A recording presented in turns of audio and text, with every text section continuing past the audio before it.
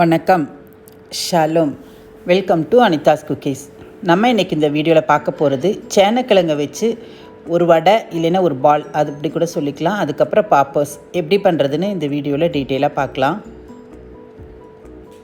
நம்ம அதுக்கு ஃபஸ்ட்டு இந்த பொட்டுக்கடலையை அரைக்கணும். அது அரைக்கும் போதே கூடவே 4 டேபிள் ஸ்பூன் பொட்டுக்கடலை எடுத்துக்கோங்க. அது கூடவே கொஞ்சமாக பட்டை, கிராம்பு, அதுக்கப்புறம் அரை டீஸ்பூனுக்கு சோம்பு, இதெல்லாம் போட்டு பவுடர் ஆக்கிக்கோங்க.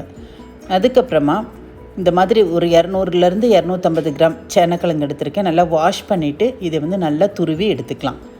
நல்லா துருவி எடுத்தால் தான் அது நல்லா அரைக்க முடியும். துருவி எடுத்துக்கோங்க. இந்த அளவுக்கு இருக்கணும். இதை துருவி எடுத்ததுக்கப்புறம் இதில் நிறைய தண்ணி மாதிரி இருக்கும் இல்லையா, அந்த தண்ணி எல்லாம் புழிஞ்சு எடுத்துக்கோங்க. கொஞ்சம் கூட அதில் தண்ணி இருக்கக்கூடாது. ஏன்னா அதுக்கப்புறம் நம்ம அரைக்கும்போது பார்த்திங்கன்னா அது ரொம்பவுமே தண்ணி ஆயிரும். அதுக்கப்புறம் இந்த மாதிரி இதை வந்து ஒரு மிக்ஸி ஜாரில் மாற்றிக்கலாம். எல்லாத்தையும் இதே மாதிரி மிக்ஸி ஜாரில் போட்டுக்கலாம். உங்களுக்கு இவ்வளோ போட்டு அரைக்க வேண்டாம் அப்படின்னா நீங்கள் கொஞ்சம் கொஞ்சமாக போட்டு அரைச்சி எடுத்துக்கோங்க. அது கூடவே 1 டேபிள் ஸ்பூன் இஞ்சி பூண்டு பேஸ்ட்.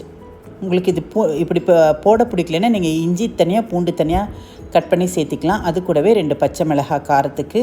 அதுக்கப்புறமா வெங்காயம், அது கூட நீங்கள் பொடியாக கட் பண்ணி சேர்த்திக்கோங்க. அதுக்கப்புறமா பொடியாக கட் பண்ண கொத்தமல்லி தழை, அதையும் சேர்த்திக்கலாம். சேர்த்துனதுக்கப்புறமா நம்ம அரைச்சி வச்சுருந்தோம் இல்லையா, அதில் பாதி அளவுக்கு மட்டும் பொட்டுக்கடலை மாவை சேர்த்தி அரைச்சிக்கோங்க. தண்ணி விடாமல் அந்த பல்ஸ் மோடில் போட்டு மெதுவாக அரைச்சி எடுத்துக்கோங்க. கஷ்டமாக இருந்ததுன்னா கொஞ்சம் கொஞ்சமாக போட்டு அரைச்சி எடுத்துக்கோங்க. ஏன்னா ஒரே இதாக அரைக்க முடியலைன்னா கொஞ்சம் கொஞ்சமாக போட்டு ஒவ்வொரு இதில் அரைச்சி எடுத்திங்கன்னா இந்த மாதிரி நமக்கு வந்துடும். ரொம்ப பேஸ்ட்டாக அரைக்க வேண்டாம், ஓரளவுக்கு பேஸ்ட் ஆக்கிக்கோங்க. இப்போ பார்த்திங்கன்னா இது கொஞ்சம் ஈரப்பதமாக தான் இன்னும் கூட இருக்குது. ஏன்னா வெங்காயம் எல்லாம் போட்டிருக்கோம் இல்லையா, அதனால் இப்போ வந்து நம்ம மீதி இருக்க பொட்டுக்கடலை மாவையும் இதில் சேர்த்திக்கலாம். சேர்த்திட்டோம்னா நமக்கு வந்து கரெக்டான கன்சிஸ்டன்சியில் நமக்கு கிடைக்கும். நம்ம இன்னும் உப்பு போடலை. எப்போ எண்ணெயில் பொரிக்க போகிறோமோ அப்போ உப்பு போட்டு நம்ம உடனே பொரித்து எடுத்துடணும். இப்போ பார்த்திங்கன்னா இது எல்லாம் இப்படியே நல்லா மிக்ஸ் பண்ணிக்கோங்க. மிக்ஸ் பண்ணதுக்கப்புறமா இது வந்து உங்களுக்கு எந்த மாதிரி ஷேப்பில் வேணுமோ, பாலாக வேணுன்னா பாலாக போட்டுக்கலாம், இல்லைனா வடை மாதிரி போடணுன்னா வடை மாதிரி போட்டுக்கலாம். உங்களுக்கு எப்படி பிரியுமோ அந்த மாதிரி போட்டுக்கலாம்.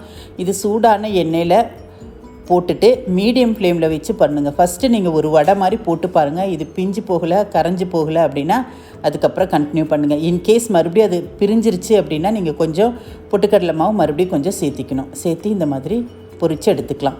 இது சீக்கிரமாக வெந்துடும். ஹையில் வைக்காதீங்க, மீடியமில் வச்சு குக் பண்ணுங்கள். ஏன்னா பொட்டுக்கடலை மாவு உடனே கருகிரும், அப்புறம் உள்ள பச்சையாக இருக்கும். அதனால் மீடியம் ஃப்ளேமில் வச்சு குக் பண்ணுங்கள். இப்போ பார்த்திங்கன்னா நமக்கு இந்த வடை மாதிரி போட்டது, பால்ஸ் மாதிரி போட்டது சூப்பராக ரெடி ஆயிடுச்சு. இதே மாதிரி மீதி கொஞ்சத்தை நான் வந்து இந்த மாதிரி பால்ஸ் மாதிரி போட்டுக்க போகிறேன். மீதியெல்லாம் வந்து பார்த்திங்கன்னா நம்ம பாப்பர்ஸ் ஆக்கிக்கலாம். இதே மாதிரி எல்லாத்தையும் போட்டு பொரிச்செடுத்துக்கலாம். இப்போ பார்த்திங்கன்னா பாப்பர்ஸ் வந்து கொஞ்சமாக எடுத்துகிட்டு இந்த மாதிரி குட்டி குட்டியாக நீங்களே உங்கள் கையில் கட் பண்ணி போட்டு விட்ருங்க. அப்போ அந்த வந்து இது வந்து ரொம்ப டேஸ்ட்டாக இருக்கும். அந்த வடையை விட இந்த பாப்பர்ஸ் வந்து நல்லாவே கிறிஸ்பியாக நமக்கு கிடைக்கும். அதே மாதிரி ஹை ஃப்ளேமில் வச்சு போட்டுட்டு மீடியமில் வச்சுக்கோங்க. மீடியமில் வச்சு நல்லா வெந்ததுக்கப்புறமா நீங்கள் திருப்பி போட்டு எல்லா சைடும் வேக வைங்க. அப்போ தான் இது வந்து நல்லா கிறிஸ்பியாக நமக்கு இருக்கும். இப்போ பார்த்திங்கன்னா சூப்பரான பாப்பர்ஸ் கூட நமக்கு ரெடி ஆயிடுச்சு.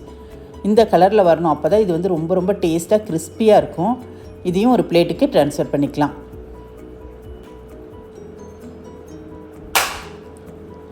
இப்போ நம்மளோட சூப்பரான சேனக்கிழங்கில் பண்ண பால்ஸ் அப்புறம் பாப்பர்ஸ் ரெண்டுமே ரெடி ஆயிடுச்சு. இது ரொம்ப டேஸ்ட்டாக இருந்தது. இது நம்ம வந்து ரைஸ் கூட வச்சு கூட சாப்பிடலாம், அப்படி இல்லைன்னா ஸ்நாக்ஸாகவும் சாப்பிட்டுக்கலாம்.